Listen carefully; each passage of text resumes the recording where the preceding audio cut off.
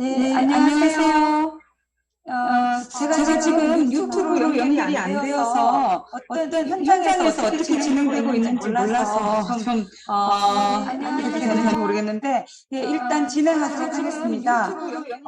저는 2050 탄소중립위원회 위원장을 맡은 서울대학교 환경노래학원에 재직 중인 윤순진입니다. 저는 한국신재생에너지학회 2021년 학술대회에 이렇게 초청해 주셔서 감사합니다. 이번 주제가 2050 탄소중립 신재생에너지 강국으로의 도약이라서 아마 저를 기조연설자로 초청해 주신 것 같습니다. 네, 그러면 제가 준비한 내용 함께 공유하면서 제 말씀을 드리도록 하겠습니다.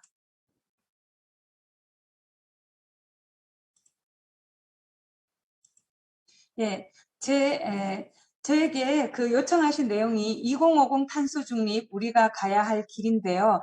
아마 여기 계신 분들은 저보다도 훨씬 더 이 내용에 대해서 잘 아시고 계실지 않을까 싶습니다. 하지만 제가 2050 탄소중립위원회 위원장으로서 왜 우리가 탄소중립의 길로 나아가야 될지, 또 어떻게 나아가야 될지, 우리가 현재 가진 과제는 무엇인지 그런 내용을 중심으로 해서 말씀을 드리도록 하겠습니다. 저에게 25분의 발표 시간을 주셨기 때문에 그 시간 안에 말씀을 드리도록 하겠습니다. 제가 원래 여수에 가고 싶었는데 서울에 일이 많아서 현장에서 함께하지 못해서 너무나 죄송합니다. 예, 내용을 이렇게 5가지 정도로 구성해 봤는데요. 네 번째는 세계에 대해서 했는데, 일단 첫 번째, 지금 우리는 기후위기 시대를 살고 있고, 기후위기 시대 속에서도 너무나 이 위기가 심화되면서 1.5도씨 탄소 중립 시대가 이제 열렸다. 왜 그런가? 그 배경에 대해서 말씀을 나누고요. 또 그 다음에 이제 탄소 중립을 향한 국제사회 현황에 대해서 말씀을 드리고, 탄소 문명에서 탈탄소 문명으로의 대전환이라는 것이 무엇을 의미하는지, 그리고 네 번째는 한국은 제가 제외를 했습니다. 왜냐하면 신재생에너지 학교 분들이 더 많이 하실 것 같아서 세계의 재생에너지 현황에 대해서 말씀을 드리고, 5번째 탄소 중립을 위한 한국의 과제에 대해서 말씀을 드리려고 합니다. 이 그림은 UN 홈페이지에 올라와 있는 내용인데요. 탄소 중립 선언의 간략한 역사입니다. 아시는 것처럼 1992년에 UN 기후변화 협약이 채택이 되었고, 그 이전에 1990년에 기후변화에 관한 정부 간 협의체에서 제1차 기후변화 평가 보고서가 나와서 지속적으로 이제 국제 협상이 이루어져 왔지만, 특히 이제 굉장한 변화의 기점이 된 것이 바로 2015년에 있었던 파리 협정의 채택이었죠. 그런데 이 파리 협정에서는 2도씨를 넘지 않도록, 산업화 이전에 비해서 2도씨를 넘지 않도록 훨씬 아래로 유지하도록 하자, 이렇게 인류 역사 최초로 온도 상승 억제 목표에 합의를 했습니다. 그렇지만 좀 더 노력해서 소도서 국가라든지 저지대 국가들, 또 많은 또 더 강력한 대응이 필요하다는 목소리가 있어서 1.5도씨를 넘어서지 않도록 노력하자, 이렇게 약속을 했지만, 파리협정 제4조에 보면은 21세기 중반에 인위적인 온실가스 배출과 흡수원에 따른 제거가 균형을 이루도록 가능한 한 빨리 전지구 온실가스 배출이 정점에 도달하도록 하자, 이런 내용이 들어가 있었습니다. 그러다가 이제 2017년에 스웨덴이 세계 최초로 탄소 중립을 법제화했습니다. 이때 목표는 2050년이 아니라 2045년이었습니다. 그래서 스웨덴이 가장 이 발빠르게 탄소 중립에 목소리를 냈고, 그런 세계적 변화의 필요성에 가장 빠르게 응답을 준 국가입니다. 그러다가 2018년에 기후변화에 관한 정부 간 협의체에서 지구온난화 1.5도씨 특별 보고서를 발표하게 되고, 바로 이때 2도씨가 아니라 1.5도씨가 우리의 목표로 이렇게 확정되는 그런 내용을 담았습니다. 그래서 궁극적으로 지구온난화를 멈추기 위해서는 대기 중에 CO2 배출이 0이라야 된다. 21세기 중반 2050년까지 탄소 중립이 달성이 돼야 되고, 그렇게 하려면 전반기에 좀 더 적극적인 감축이 있어야 된다는 거죠. 그래서 2030년까지 2010년 대비 45%를 줄여야 된다. 이런 권고를 했습니다. 그리고 나서 이제 영국을 비롯해서 그 이후에 많은 국가들이 탄소 중립을 선언하기에 이르게 된 거죠. 왜 1.5도씨인가? 지금 탄소 중립의 목표 온도는 1.5도씨입니다. 기후변화에 관한 정부 간 협의체 그 보고서에 따르면은 2도씨와 1.5도씨는 0.5도 차이임에도 불구하고 엄청난 차이가 있다는 것을 그 IPCC에서 제시를 했는데요. 극단적인 폭염에 노출될 인구가 이 0.5도 사이에 2.6배의 차이가 있고 또 여름철에 빙하가 없는 북극 바다가 1.5도에서는 100년에 한 번 나타나는 현상이 있지만 2도가 되면은 10년에 한 번, 그리고 이것은 더 이상 되돌릴 수 없는 그런 상황이 된다는 것이죠. 그 외에도 종의 손실이라든지 또 해양 수산물의 어획량이라든지 산호초의 감소, 해수면 상승 이런 여러 가지 우리 영역들에서 정말 상당한 격차가 있다는 것이 얘기가 됐고, 그래서 2도가 아니라 1.5도를 우리가 목표로 채택하게 됩니다. 그래서 이 1.5도를 우리가 하면서 탄소 중립을 이루어야 된다. 이런 것이 세계적인 어떤 그 목표로 채택되게 된 데는 여러 가지 원인들이 작용을 했겠지만 크게 세 가지 정도를 이야기해 볼 수 있습니다. 첫 번째는 양의 되먹임고리와 임박한 임계점이라 그래서 이런 여러 가지 지구상에 상당히 많은 생태계의 변화가 발생을 하면서 이런 것들이 상호 연동이 돼서 더 강화하는 그런 방향으로 진행이 되고 있습니다. 그래서 정말 이 생태계가 붕괴되고 지구에 살고 있는 생물종들의 지속 가능한 생존이 위험해지는 그런 상황에 대한 경고음이 계속해서 높아지고 있다는 것이죠. 그리고 또 기후 위험에 대한 인식도 갈수록 이제 높아지고 있습니다. 여기 지금 2020년과 19년 뭐 90% 이상이 그 평균적으로 기후 위기가 심각하다 이렇게 생각을 하고 있다는 것이죠. 국가별로는 소득에 따라서 좀 차이가 나타나고는 있죠. 그래서 좀 더 부유한 국가일수록 이런 인식이 좀 더 높은 그런 상황에 있지만 전 지구적으로 굉장히 그 기후위기에 대한 인식이 높아지고 있습니다. 그리고 또 바로 이것 때문에 지금 세계 시장 질서가 변화되고 있는 것이죠. 오늘 우리 신재생 에너지 학회에서도 많은 그 이야기들이 나올 것 같기도 한데요. 최근 우리 사회도 그렇고 전 세계적으로 아리백에 대한 이야기들이 많이 진행이 되고 있습니다. 오늘 제가 찾아보니까 오늘 현재 319개 기업이 죄송합니다. 자신들이 사용하는 전력은 100% 재생에너지로 생산된 전력만 쓰겠다. 이렇게 선언한 기업들이 증가하고 있습니다. 그런데 이런 기업들이 자신들의 그 본사에서만 또는 자기 기업 안에서만 이것을 실천하는 것이 아니라 협력업체들이 이것을 요구하고 있고, 그래서 협력업체들이 스스로 아리백을 선언하지 않는다 하더라도 이런 세계적인 변화를 따라가지 않으면 안 되는 그런 상황에 놓여 있습니다. 그래서 사실 2014년에 13개 기업이 연말에 13개 기업이었지만 작년 말에 284개가 됐다가 이번 상반기에 굉장히 많은 또 증가가 있었습니다. 아리백 기업들의 그 주요 특성을 보면 이게 2020년 연차 보고서여서 2019년까지의 그 결과물이긴 하죠. 그래서 오히려 지금 현재와는 조금 차이가 있기는 할 것 같은데요. 이 가입한 기업들의 목표 연도는 자기들이 자발적으로 선택할 수 있는데 평균 연도가 2028년이더라고요. 그리고 참여 기업의 4분의 3이 2030년을 목표 연도로 하고 있습니다. 그래서 몇 개 뭐 기업들이 2050년을 목표로 하는 기업도 없지는 15% 정도가 있지만 대개 2030년을 목표로 하는 경우가 가장 많다는 것이죠. 그리고 이미 53개 기업은 이걸 아리백을 달성한 그런 상태입니다. 그리고 또 요즘 많이 이야기되는 것이죠. EU에서 탄소 국경 조정제를 실시하겠다. 이렇게 이제 천명을 한 상태입니다. 그래서 제품 제조에서 발생하는 탄소량에 따라서 목적지 시장에서 비용을 부과하는 그런 방식이죠. 그래서 탄소세 형식으로 관세를 부과할 수도 있고 배출권을 구입하도록 요구할 수도 있는데요.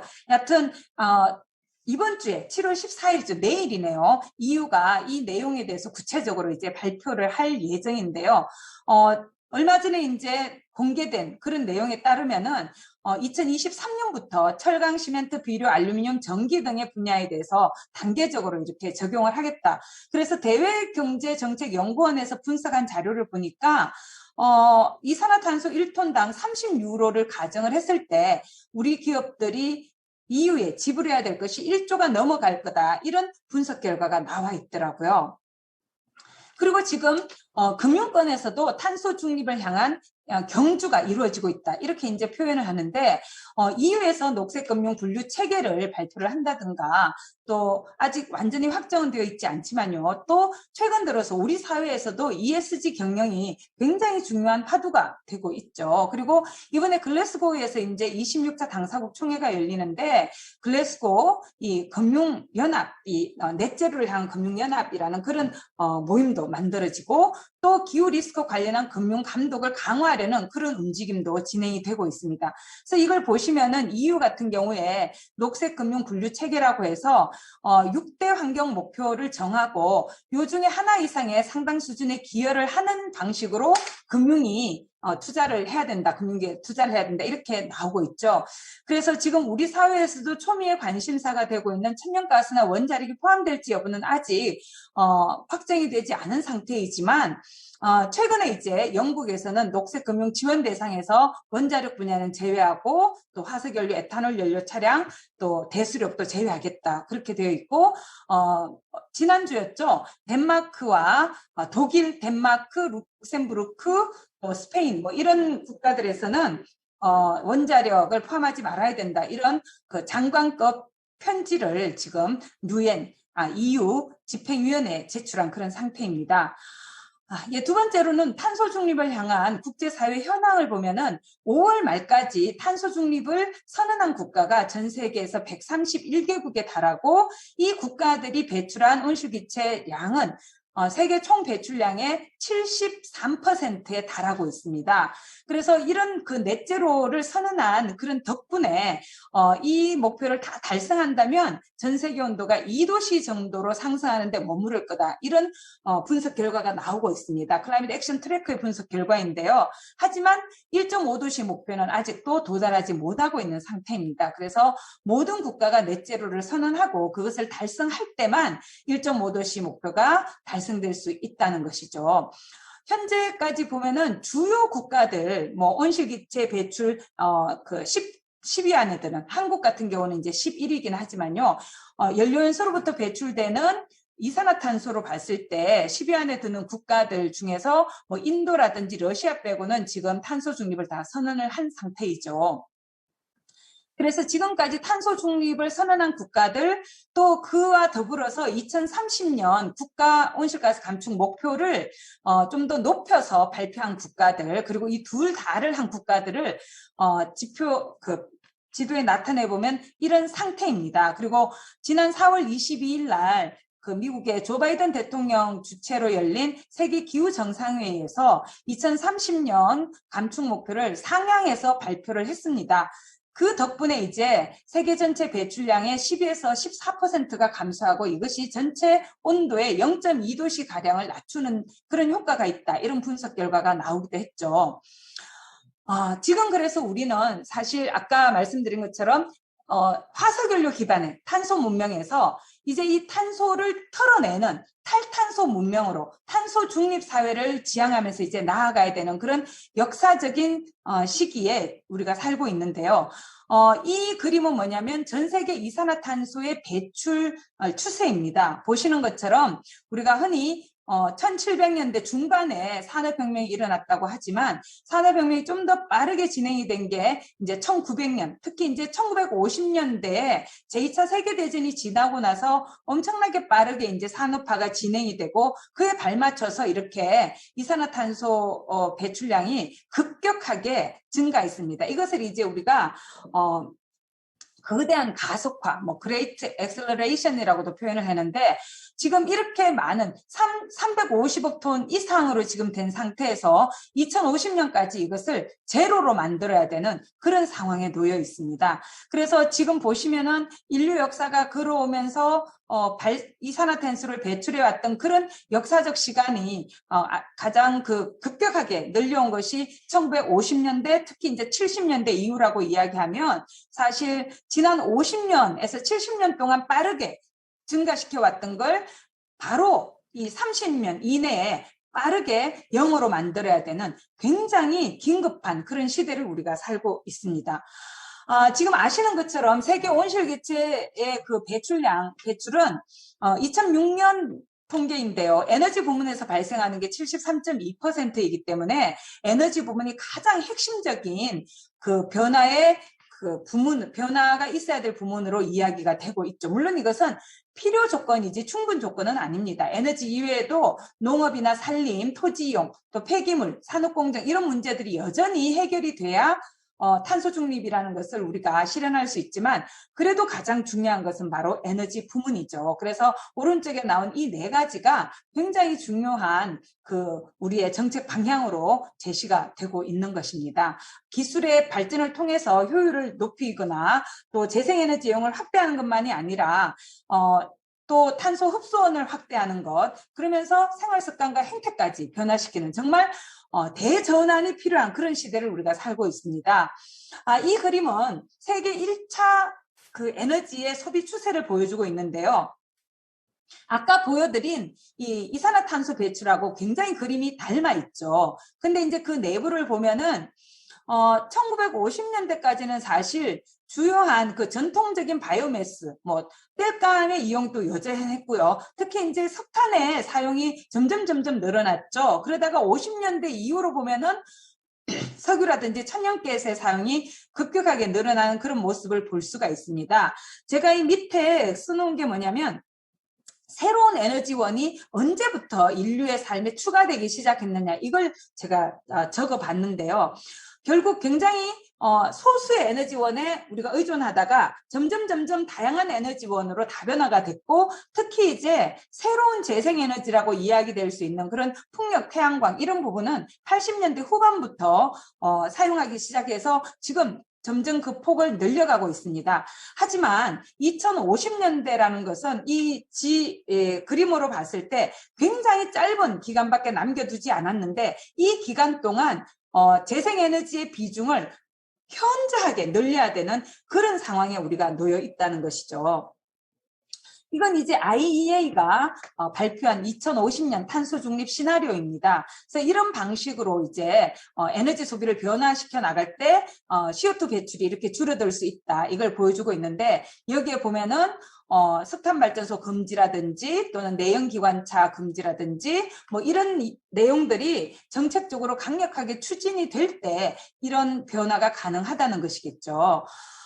그런데 여기에서 이제 우리가 또 관심을 놓지 말아야 될 부분이 국가별로 이런 문제에 있어서 굉장히 이 문제를 야기한 데 대한 책임이라든지 이런 것들은 굉장히 다르다. 그래서 공통적이지만 차별화된 책임이라는 것을 우리가 볼 수가 있는데 지금 보시는 것은 지금 세계 10위 온실기체 다배출 국가를 보면은 이 10개 빨간 걸로 표시해 둔 국가들인데요. 이 10대 다배출 국가가 배출하는 양이 전 세계 배출량의 68%입니다. 근데 여기 보시면은 초록색은 저배출 100개 국가입니다. 그 100개 국가가 배출하는 양이 전 세계 배출량의 3%밖에 되지 않는 거죠.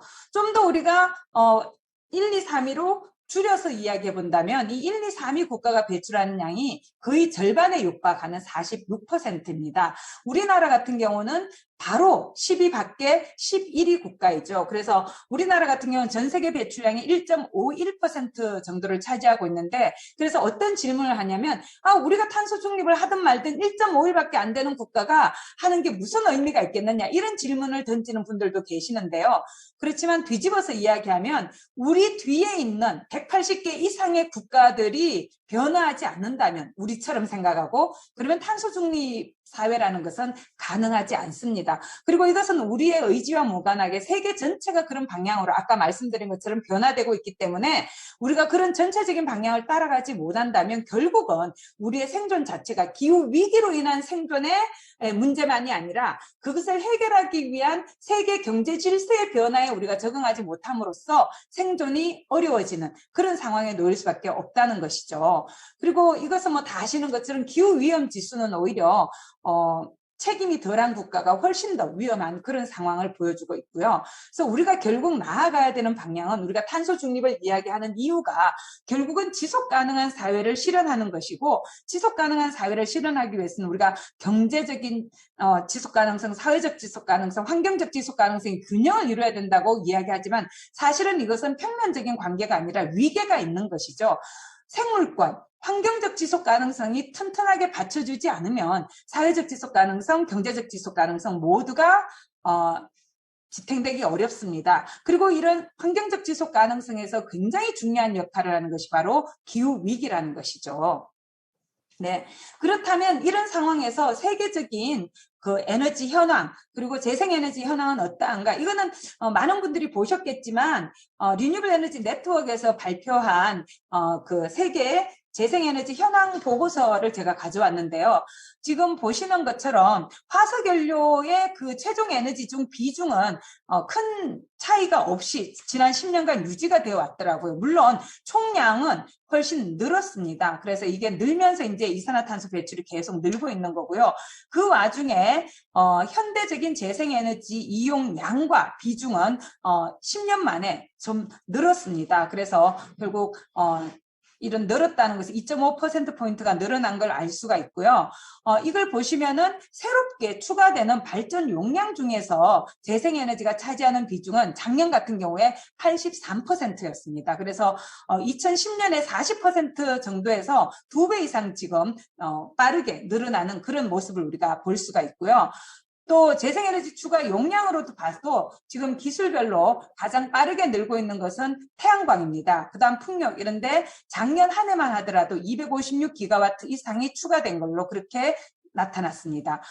빠르게 이제 늘어난 태양광 같은 경우에 지금 세계적으로 760기가와트 정도에 달할 정도로 빠르게 늘어났고요. 풍력 같은 경우에도 지금 743기가와트에 이를 정도로 빠르게 늘었고, 특히 해상 풍력 같은 경우에는 아직은 추가 풍력 용량의 6.5%에 불과하지만 그래도 최근 들어서 굉장히 빠르게 증가하고 있다는 사실을 알 수가 있습니다. 이렇게 된 이유는 바로 균등화 발전 비용이 상당히 낮게 떨어졌기 때문이죠. 그래서 태양광 같은 경우에는 지난 10년간 85%나 이 균등화 발전 비용이 떨어졌고요. 해상풍력, 육상풍력 같은 경우에도 거의 50% 내외로 지금 빠르게 균등화 발전 비용이 떨어진 그런 상황입니다. 이것은 최종 에너지 중에서 재생에너지가 어느 정도를 차지하는가를 보여주고 있는데, 특히 세계적으로 우리나라도 그렇지만 전기 부분에 대해서 재생에너지 비중이 높고 또 이 부분이 굉장히 빠르게 늘고 있습니다. 그럼에도 불구하고 여전히 인류가 사용하는 에너지가 절반 정도가 열의 형태인데, 이 열에 있어서는 재생에너지, 특히 현대적인 재생에너지가 차지하는 비중이 그렇게 높지 않다는 사실, 그리고 수송 부문도 여전히 재생에너지 비중이 높지 않다는 그런 사실을 우리가 알 수 있게 되고, 이 두 부문에서도 빠르게 재생에너지가 늘어나야 된다는 것을 알 수가 있습니다. 전 세계 재생에너지 발전 부문 투자를 보면은 이 연도별로 오르내림이 있긴 하지만 추세선을 그어보면 지속적으로 상승하고 있고요. 물론 이런 약간의 상승이 있음에도 불구하고 균등화 발전 비용 자체가 떨어지기 때문에 사실 추가되는 용량은 이 늘어나는 투자 금액보다도 훨씬 더 많을 수가 있습니다. 재생에너지 기술별 투자를 보면 최근 들어서 가장 많이 늘어난 건 태양광이더라고요. 지난 10년간도 그렇고 2019년 대비 10년, 20년의 경우에는 태양광만 이렇게 늘어난 그런 상태이긴 합니다. 지금 그리고 코로나 상황에서 많은 국가들에서 경제가 침체되면서 경기 회복 부양책을 쓰게 되는데 그중에서 여전히 화석연료가 42%를 차지하고 있기는 하지만 그래도 많은 국가들에서 이 재생에너지를 활성화시켜 나가는 그런 기술 또 에너지 효율 개선 기술에 많은 투자가 이루어지고 있다는 사실을 알 수가 있습니다. 자, 그러면 우리 사회의 그런 그 현황은 어떠하고 탄소 중립에 관해서 또 어떤 노력들이 필요한가에 대해서 말씀을 드려보면요. 탄소 중립에 관해서는 벌써 재작년이네요. 2019년에 그 저탄소 그 장기 발전 전략을 수립하기 위해서 저탄소 사회 비전 포럼이라는 것을 운영을 1년간 했고요. 그 결과 이 보고서가 나왔고 범정부 협의체에서 사회적인 협의체를 구성해서 사회적 논의와 전략을 마련하기 시작했습니다. 그래서 2020년 작년 6월에는 기초지방정부 225개가 기후위기 비상선언에 나섰고 7월에는 17개 광역지자체에서 탄소 중립을 선언을 했습니다. 그리고 7월 14일에 한국판 뉴딜, 그린 뉴딜이 포함되어 있었죠. 그게 발표가 됐고 9월 24일에는 국회에서 기후위기 비상대응 촉구 결의안이 의결되었고 드디어 10월 28일에는 문재인 대통령께서 2050년 탄소 중립 목표를 선언하기에 이르렀습니다. 그리고 10월 초에 2050 탄소 중립 추진 전략이 발표가 됐고 12월 말에는 UN 기후변화 협약에 장기 저탄소 발전 전략을 제출을 했습니다. 그리고 지난 5월 29일에는 대통령 직속으로 탄소중립위원회가 출범을 했습니다. 탄소중립위원회는 지금 아직도 법이 제대로 만들어지지 않은 상태여서 2050 탄소중립위원회 설치 및 운영 규정이라고 대통령령에 기초를 두고 출발을 했는데요. 50에서 100명 정도의 위원으로 구성할 수 있는 걸로 되어 있지만 현재 97명의 위원으로 구성이 되어 있습니다. 그래서 15개 부처 장관과 금융위원회, 방송통신위원회, 또 국무조정실장 이렇게 세 분 장관급이 들어와서 18분의 장관이 당연직으로 들어와 계시고 민간위원이 77분이 들어와 있습니다. 그리고 8개 이런 분과가 구성이 되어 있고요. 분과에서 좀 더 전문적으로 논의할 그런 쟁점에 대해서는 전문위원회를 구성해서 운영을 지금 하고 있습니다. 그리고 국민정책 참여단, 우리는 이제 회의를 통해서 탄소중립시민회의라고 이름을 붙였는데 일반 국민들의 의견을 수렴하기 위해서 500명 규모의 일반 시민들, 성별, 연령별, 지역별 분포를 고려해서 500명 정도로 구성을 해서 일반 시민의 의견을 수렴할 예정이고요. 그리고 또 다양한 이해 당사자들이 존재하기 때문에 산업계, 노동계, 또 시민사회, 청년 지자체 이런 그 다양한 이해 당사자들과 협의체를 구성해서 사회적 대화를 진행할 예정입니다. 한국은 보시는 것처럼 계속해서 온실기체가 증가해 왔고요. 특히 전환 부문이 굉장히 그 중요한 배출원이 되고 있죠. 이건 현재까지 우리의 그런 배출 전망치, 사실 2020년까지 우리가 배출 전망치에 비해서 30%를 줄이겠다는 그런 약속을 2009년에 했었고, 그래서 2020년 배출 양 목표는 5억 4,300만 톤이었습니다.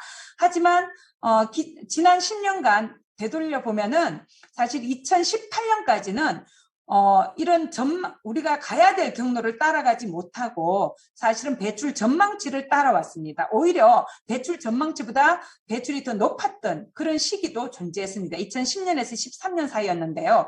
그러다가 2018년에 지금 정점을 찍고 2019년과 20년에는 좀 낮아진 그런 상태입니다. 물론 이제 작년 같은 경우는 코로나 사태 때문에 경기 침체 영향이 있었죠. 그래서 원래 이제 배출이 이때보다도 더 낮아지도록 유지할 수 있느냐 이게 관건인 것 같은데요. 이렇게 2020년이 낮아졌음에도 불구하고 2020년 목표에 비해서는 1억 톤 이상 더 배출한 그런 상태입니다. 그래서 지금 현재 우리가 가진 과제는 다 아시는 것처럼 2030년 국가 감축 목표, 또 2050년 탄소 중립 시나리오를 어떻게 수립할 거냐. 이게 지금 현재 탄소 중립 위원회가 또 풀어야 되는 과제이기도 한데요.